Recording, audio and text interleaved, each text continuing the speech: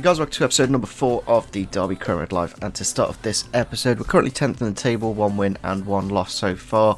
If you missed the last episode, of course we did sign Isaac Hutchinson, and when I did actually make this signing, it was literally about the minute that Derby announced it in real life, when I did it on the game. Literally the second that I finished recording the video, went off to check Twitter, and there you go, he's signed for Derby, so a little bit convenient. Obviously he was rumoured to join anyway, so it's good to see that we got a realistic signing in. That's the main focus of this career mode. I've got this like £10 million at the minute that I could just go and spend on a like 80 rated player if I really wanted to, but I'd much rather do something a little bit more authentic. And I've made a little bit of an alteration to the formation. I might be tempted as well just to put Burn at that slot as well, and maybe push him back a little bit. This way it just helps us slightly more defensively. Just Bird being a little bit deeper, obviously is a CDM by default, so should work fine. And obviously it means that Shinny, when he does eventually get an appearance here and there, just go straight in without any issues. As you can see, if you put him at the centre mid slot, he gets a -4, so you may as well just get those stats just to, even just have maybe, I'm literally on the border of where CDM and centre mid is, so we'll leave that there for the time being. I've literally just finished watching the Derby Norwich game where Rooney scored in the last minute, so in a bit of a good mood. So it was nice to see a few players that hadn't played too much, especially Curtis Davis, probably man of the match, and I might look to use him in this episode just because of that. Just still very good stats, like incredible jumping, and obviously very good defensively. And the only issue is obviously because of his age on this career mode, he's probably not going to be usable after this season, which is a bit of a shame. Obviously in real life it's a different situation, but yeah, there's a number of players here like Marriott and Waghorn who we've not really played too much with, and probably could do with more. Let's have a look at the calendar then, just to see what games we have coming up in this episode. We do kick it off with the home game against Coventry, then we'll go away to Middlesbrough, see if Steve Gibson enjoys that one. Hopefully we can get a win over him, and Birmingham at home. So it's quite an easy episode, I'm not going to lie, in terms of fixtures. There's not really a tough opposition, but then again, you never know. In the Championship, it's a very difficult league.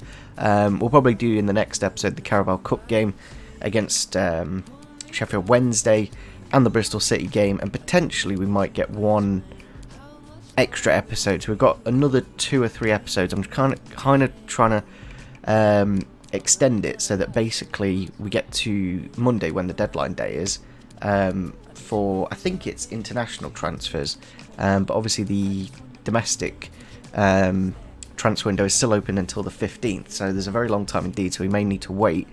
We are getting quite heavily linked to Charlie Austin now, so it's one of those where it might potentially happen.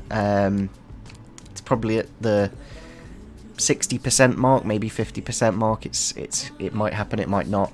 On very big wages at 50,000 a week. That's my only real concern. Obviously, he is quite injury prone, but obviously a very good Championship striker, power header, and 6'2" as well. So if it does happen in real life, we will make the signing. If it doesn't, then I probably won't, just because in terms of FIFA, he's not exactly what we need at the minute. I think goal scoring wise, we're doing very well indeed. And unfortunately, I've only just seen that happen. Did I get a message for that?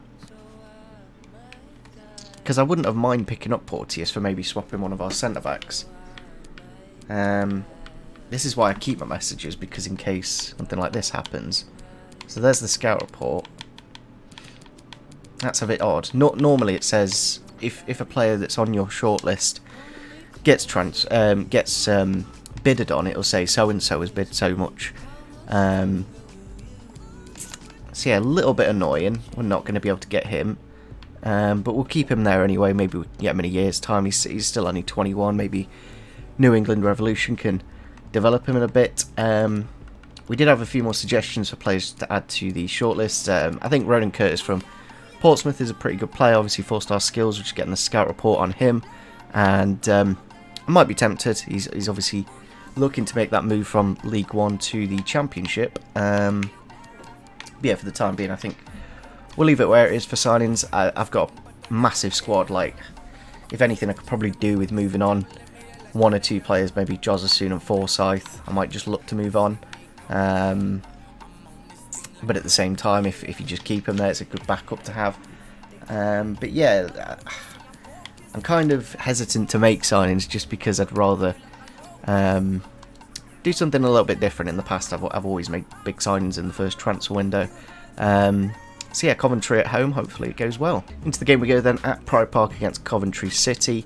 I can't quite remember when Derby last actually played Coventry in real life, so it's been a very long time indeed.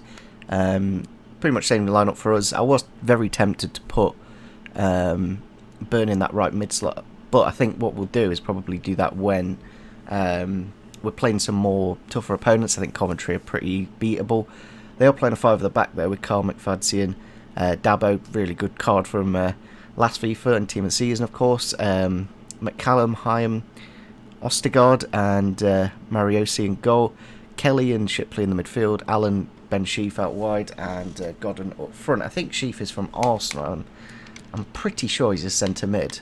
So I don't know if there's a bit of a glitch. I've not really looked into it. But let me just quickly go through the positions of all these players, because yeah, even like Jamie Allen, he's playing out in the like right wing slot, and he's a they've got a CDM and a centre mid out wide.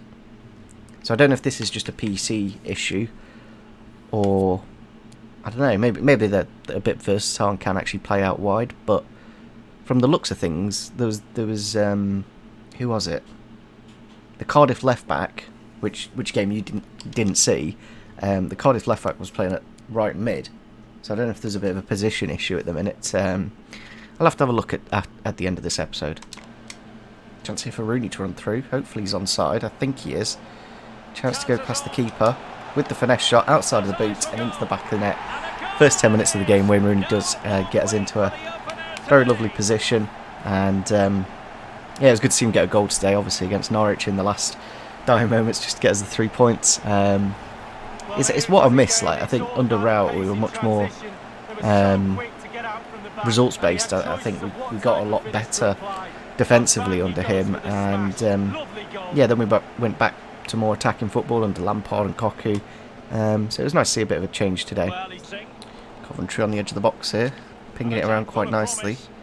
It's going to be very interesting to see when we do come against a much better opponent how they do passing wise, because as you can see, even a newly promoted League One team are playing it like Barcelona, and that's the difficulty of Ultimate. On competitor mode, obviously, I think I can actually show you here. I changed the shot error to like 45, just slightly more goals go in. And I think it's okay. I think it's just a matter of me learning how to defend, because obviously it's a new game, and don't quite... Oh, can we get a free kick? No? Well, it's Sibley. Can he get in the end of it? Hopefully he can keep it in play. Yes, he can. Just looking for the runs inside of Rooney. Turns it back to Sibley. Now inside to Jason Knight. Can he slip it back into Rooney's path? Yes, he can, but a great save from the goalkeeper to get a corner. Probably could have done with a bit more power in that shot. But yeah, Jason Knight really good today as well. In the central midfield was, and that's the thing, like, I think Jason Knight just gives you something that obviously Sibley and Bird can't quite do defensively. Chance here to get Rooney in. Can he get the goal? Yes, he can. There we go, left-footed shot for England's #1 goal scorer, and gets his second goal of the game. And it's kind of funny because I remember when we did the save last year, we were mainly playing with Rooney at centre attacking mid and CDM as a striker, and now that he's a centre mid on the game, we're playing him at striker because just how the squad is really. Obviously a very good finisher of the ball. It's just physically obviously not as fast as he used to be. I think what I need to stop doing is moving my centre backs. It's quite an obvious thing when you think about it, but it just creates so much space, and as you can see, Jason Knight just wins it quite nicely there. So I just need to be a little bit more patient when defending. Right, with the ball here, can he slip it into Sibley's path? Can he get the shot off? Yes, he can. And there we go. We have made it 3-1. A lot of goals in our game so far. We've scored, I think over 5 goals in every game so far. 4 goals so far in this one. and there's probably going to be plenty more indeed. And I quite like it, it just makes it interesting. I'd rather have, 5 or 6 goals a game than just like a 1-0 win here and there. So, yes, obviously simply on his weaker foot, which I wasn't quite expecting to score that goal, but he did in the end, and gets himself his first goal of the season, I think. Dabo on the ball here, into Godin. Shipley on the ball now. Goes past Brown. Good shot, and it's into the back of the net to make it 3-2. 5 goals in 42 minutes, and it is Godin with the goal to make it 3-2. Yeah, as I said, if you defend with the centre mids, it's okay, but at that situation I was using Brown, and obviously Brown's the right centre back, and then that space opens up for Godin to run into and get the goal. So I just need to be really patient when defending, because if I'm conceding like 2 goals against teams like Coventry, when we get eventually in the Premier League, it's going to be very difficult indeed. Chance here for Rooney to get in. Nice 1-2 with Tom Lawrence. Has got a bit of pace to get him through the defence, and he does get his first half hat-trick to make it 4-2. 6 goals in half a game of football, and that's his first hat-trick for Derby County, of course. So it's quite fun. I'm not going to lie. Playing the computer on competitor mode, it does make it a lot more interesting, a lot more obviously goals at the minute, and yeah, it's good to see Rooney getting the goals at striker. Third with the ball here, bringing it forwards. A lot of space to run into. Can he get himself his own goal? Yes, he can. Max Bird with a great run from the midfield to get his first goal of the season to make it 5-2. And I think one thing I do like about Bird is his all-roundness. You can just do a bit of everything. But I do think maybe because Joswiak is basically playing as essentially a left wing back, I don't know, I kind of want to get him involved a little bit further up the pitch, so that might mean, I don't know, just trying to think how to get Joswiak a little bit more involved in the goals, because at the minute it just seems like the front three, obviously we're getting a lot of goals, which is a good thing, so I can't really complain at the minute. So yeah, as you can see, stamina's a little bit of an issue as well with the central midfielders, Sibley, Rooney and Jordan Ibe, and a little bit on Goswiak, but not too bad. One thing I'm not too sure why EA did this, but they've added Jordan Ibe back into the game, and obviously they had his player face scanned, and they've not used it. They've not put it back in, and they obviously have no picture on the card, and they've done that with a number of players. There's one at Sheffield Wednesday, Kachunga. He had a player face, and they just completely removed it. And I don't quite understand the logic. But obviously, in terms of admin, it makes a lot of sense, because just having all these player faces in the game when they don't need to be there, I don't know if it'll increase file size or anything, game capacity and stuff like that. But it's just a little bit annoying that it's not in there, because they do have it, they've just not put it in. But Coventry do seem to be falling apart at the back here, and we have made it 6-2 with a lovely left-footed finish from Tom Lawrence to, I think that's wrapped up this game. I think we've got the 3 points now, but as you can see, like, massive gap in that defence. Obviously they're playing a 5 at the back. Chance here in the last minute, and there you go, there's Coventry's third goal in the game in the last minute, just to make it a 9-goal game. And yeah, I think we'll probably get into the 10-goal mark at some point. Obviously, if this is against a newly promoted side, obviously it means we can score a few more goals, because they're not the best defensively. But Wayne Rooney, the difference in the end between the two teams with the hat-trick to get the 3 points. And yeah, I don't know, it's a lot more fun with these high-scoring games, and obviously you guys will enjoy the goals as well. With that hat-trick for Wayne Rooney, does go top of the top goal scorers in the league, of course, after 3 games. We've also got Tom Lawrence in there with 3 goals, and probably there's nobody else. But we have got a lot of assists. 3 for Lawrence and Bird, and 2 for Rooney, 2 for Knight, and 1 for Waghorn. When did Waghorn play in the league?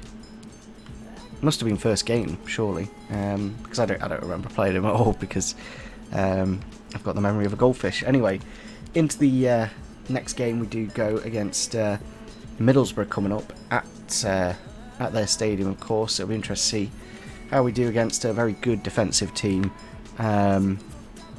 We do have a Stoke City coming in for Josephson. Josephson's probably one that's going to go. And he is in his final year of his contract. If we can get 1.2 million, just because it's a league rival, and they don't mind that. Oh, could we do a player swap? Let's have a... Oh, I've just thought of a brilliant idea.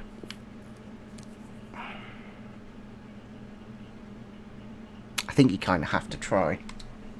If we just completely remove the transfer fee and just go for a straight swap for Tom Ince, then that would be wonderful. And the problem is with this, is it wouldn't happen in real life in a million years.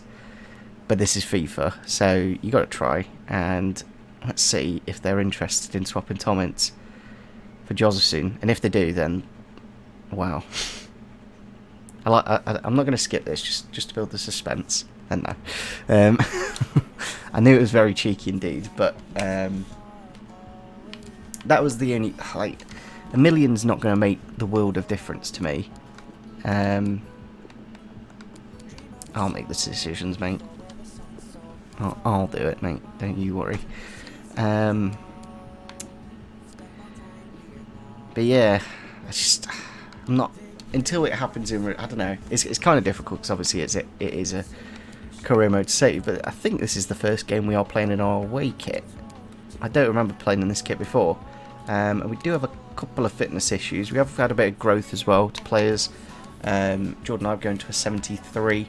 Bird going to a 68. And so a quick look around the squad just to see if anyone else has grown in stats. Probably not anyone on the bench. Josephson's gone down a rating. But yeah, we have got the game against Middlesbrough now. So I think, just because it's a little... Do I put him in? I want to put Nathan Burton in. Because defensively he's obviously a lot better. And if we can keep that clean sheet a little bit longer, then that'll be great. Here we are then at the Riverside. I think... the Bills have a scan. They should have a scan stadium because they were quite recently in the Prem, and it wouldn't be a bad. Yeah, it is the Riverside. It's actually quite similar to Derby's. In an ideal world, I would have the Riverside as the stadium on the game because it is pretty identical to Pride Park. So, looking at the Middlesbrough team, they've got a 5 at the back. Obviously, Coventry had a 5 at the back, and we did really, really well against them. So, Johnny Howson as a centre. Is it Johnny Howson or is it somebody else? I'm about 80% sure that Johnny Howson's a centre mid, but he's playing at centre back today. And then up front they do have Britta Sommalonga and Chuba Akpom. I think they paid like 3 million for him. Paddy McNair and Saville in the midfield, really good, and Johnson and Dyke Steele at right wing back. In the box, slips it inside to Max Bird with the shot, and with the goal, Max Bird does make it to 1-0 in the first 10 minutes of the game. Good to see Bird getting a midfield run and another goal, back-to-back goals in the games, of course. And it's always good to get the first goal in the game, especially on ultimate difficulty. It just makes the world of difference. Yeah, just that run from the midfield, really, really good. And the thing is, I'd rather have Bird deeper and then Goswiak doing that kind of run to support Rooney. But at the minute, we don't really have that happening. Joswiak with the ball here, cutting inside, gets into Rooney's path, now across to Sibley. Just trying to wait for somebody to show themselves. I probably shouldn't have played that, it's offside. Maybe he's not actually. How is he not offside? Still kept it alive somehow. Now Joswiak with the shot and wide off the post. I don't know how Tom Lawrence is offside there. I want to kind of watch that back actually, because maybe there was a player far on the left wing. Oh yeah, because Burns pushed. That's interesting, and that's why I'm probably getting so many goals, because of these wide runners on the top of the screen. As you can see, it's pushing their back line up, so that's obviously them in a straight line pretty much. But obviously Burns making that run, so their left wing back has to cover. And then Lawrence is just getting all the time in the world. Like, I would have probably shot here if I knew that, but for some reason I did a fake shot and then the chance went. But yeah, it's quite funny how wide the pitch is because of this formation. I think we'll probably make an early sub just to get Joswiak a bit of fitness back up. But then at the same time, do I want to not take him off and then just have a fully fit winger for the next game?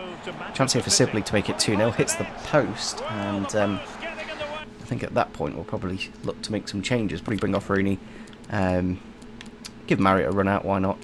Just see how he does. Chance here in the box with Middlesbrough. Gone around the defender now with the shot. Oh, it's Britta Sombolonga. I have literally just brought on Wisdom just to make sure we kept the clean sheet, but unfortunately now I think we're going to pop Brown back on. I'll put Rooney back on.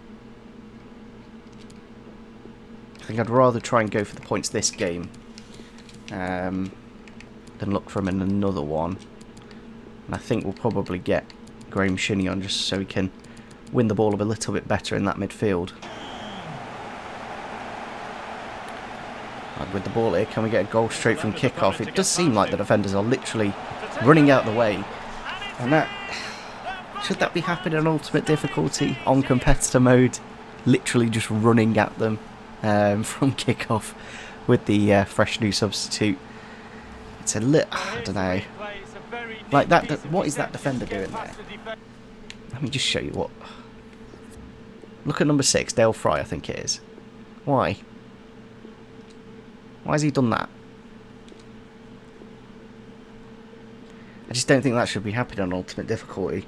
And I don't know if I need to change my sliders just to stop me from scoring goals, because at the minute it just seems, you know, we scored 6 in the last game. In the last episode we scored 10 goals, I think, and I don't know, I just feel like we might be scoring a little bit too much, but at the same time I like to keep it interesting, so I don't want to completely make the AI incredible and make it boring.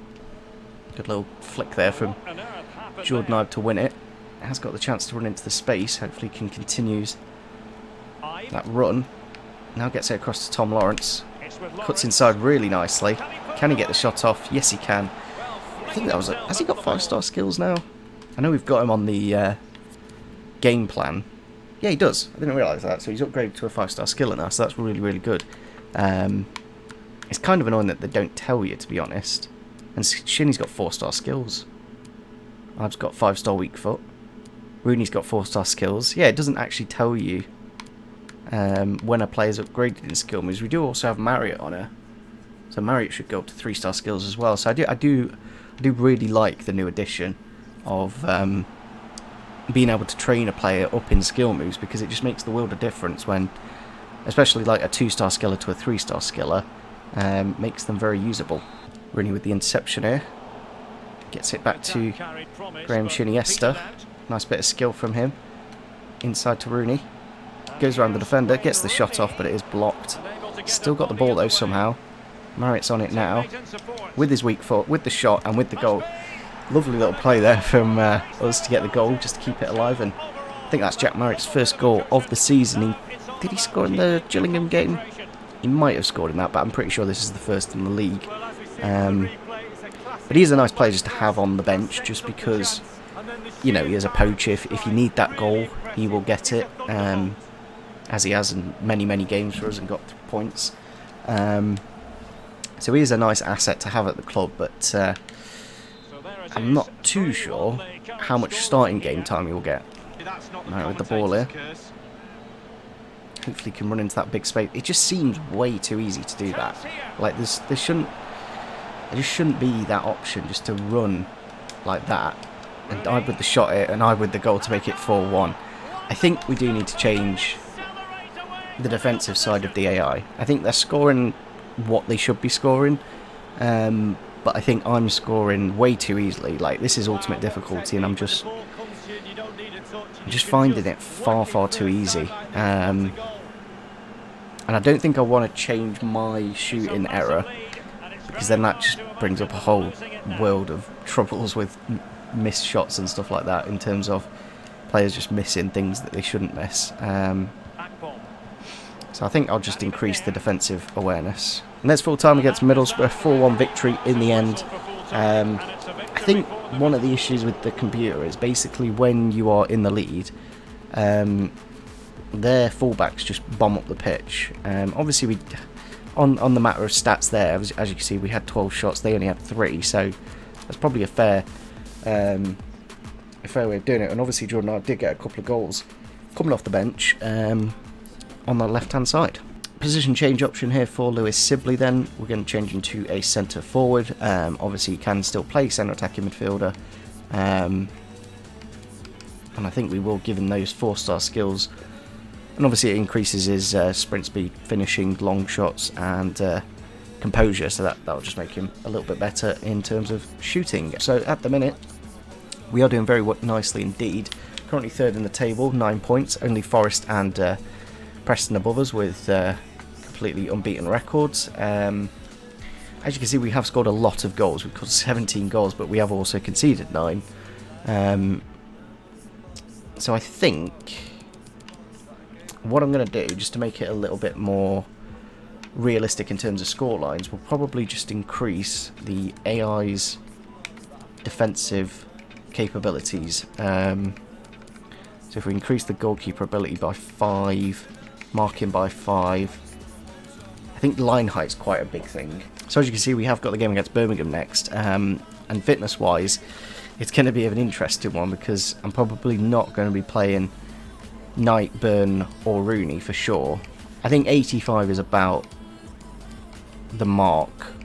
If the player's got 85 fitness, I'll let them play the game. I'll let them start the game anyway.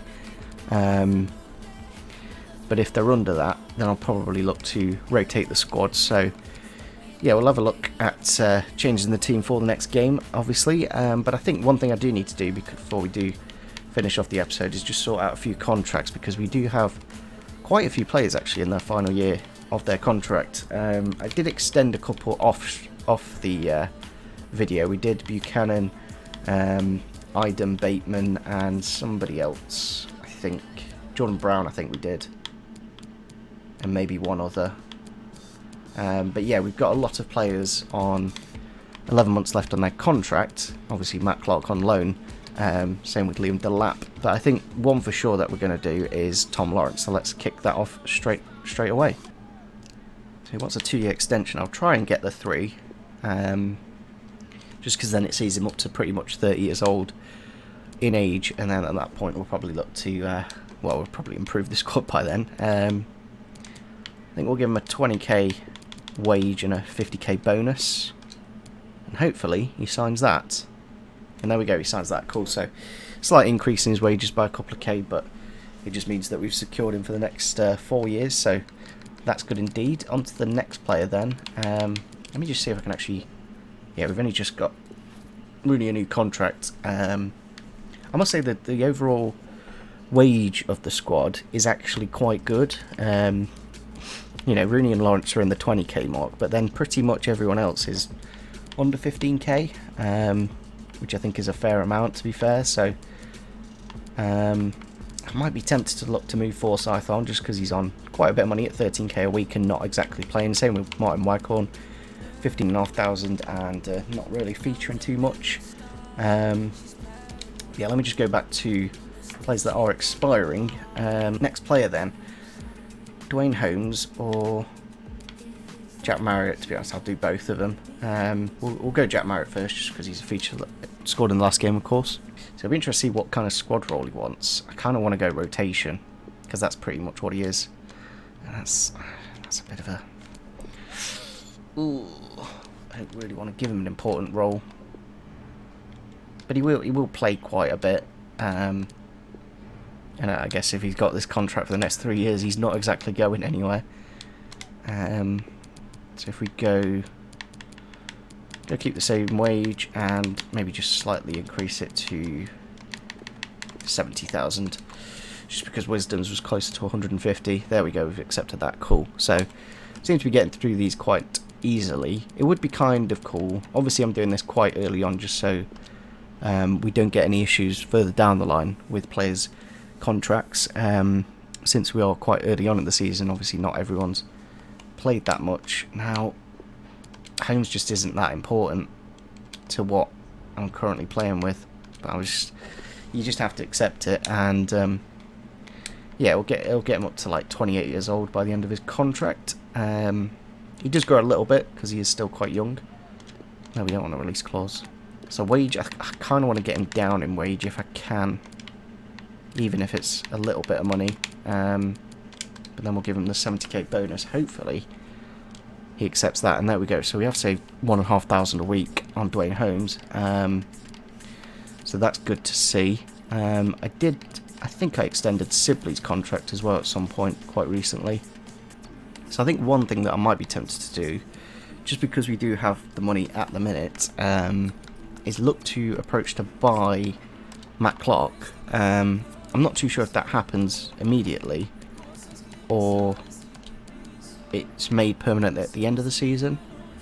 But he's a player I definitely want to keep, and it probably will happen in real life. So let's go approach to buy Matt Clark, and it'll be interesting to see how the mechanics work with loan to buys, and maybe I'll look to loan some more players in the future. There's Graham Potter, of course. So he's currently at the 3.9 value, and he's 23.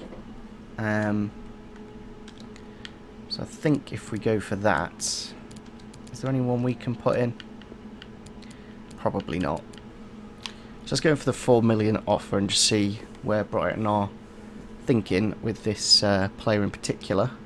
They're going for 4.65. If we can kind of meet in the middle, then I wouldn't mind that. Go for 4.3 and hopefully 4.4 if we can get the 50k. Why not? If we could save it. Obviously it'll just help us with a contract here and there. We've still got 4.5 million and 100k in wages, so that's good and sorted. And there we go. I'm not too sure if that's that then. So is he signed now, or do we need to... Oh, so now you need to go into this screen to negotiate with Matt Clark in particular, so let's go and do that now. It just means that we're spending, like, it is a signing. I know they're at the club, but it just means that I don't need to do it later down the line when we might not have the money to do it. So I can go for an important role for Matt Clark. There we go, that's good to see. 4-year contract, very happy with that. Now the interesting thing is we're currently only paying 12,000 of his 25 grand a week at Brighton. So I'm guessing I'm going to have to offer him, I'm going to go slightly under. Might just give him a slightly bigger bonus actually, because he's a Premier League player, of course. 120k, still pretty small amount of money, but if we can get him on 23k a week, there we go. So it's rather easy to sign players when they're already at the club, and I kind of would like the transfer strictness to be a little bit more strict, but there we go. We have made Matt Clark a permanent player now, so he's not on loan. So I do like that feature. I think I might look to do that a little bit more. Hi boss, just wanted to say, really happy to sort things out between the club. Cool. So that just secures him, and obviously in terms of financial, it makes sense doing it now, because if I was going to do it at the end of the season and maybe he's like 75, maybe 76 rated, he'd be probably worth double the money. So it makes sense to do it early on, and I might be tempted. I think we've already got a secured amount for Liam Delap, so I can literally just activate that whenever needs be, whereas Matt Clark, obviously, because he was only on loan, it just means now I don't have to pay 8 million at the end of the season. So yeah, I think I'm happy with the squad at the minute. I kind of want to get Isaac Hutchinson a little bit involved. Obviously, he's mainly for the under-23 squad in real life, but I might look to play him in the... I think we'll play a really weak... not a weak team, but a second team for this Sheffield Wednesday Cup game. So I think on that note, we're going to finish off this episode here. Again, 9 plus 5. We've got 14 goals in 2 games. It's a little bit crazy, but obviously in the next episode, we'll have the new sliders, and it just means that things might be a little bit more difficult to score and a little bit more realistic. So hopefully guys did enjoy this episode. Make sure you do leave some comments down below, because we still do have a good amount of money in the transfer budget. We've still got a good 5 million plus 90k a week in wages, and I think what I'll probably look to do is probably look to loan a player, because I think I quite like that system now, that you can loan a player and basically make them permanent whenever you really want to. But at the same time, I don't know what we really need. I don't know what position I would sign for, because at the minute we're scoring loads of goals. Obviously defensively, a little bit shaky, but I am playing Jordan Brown, obviously a young player.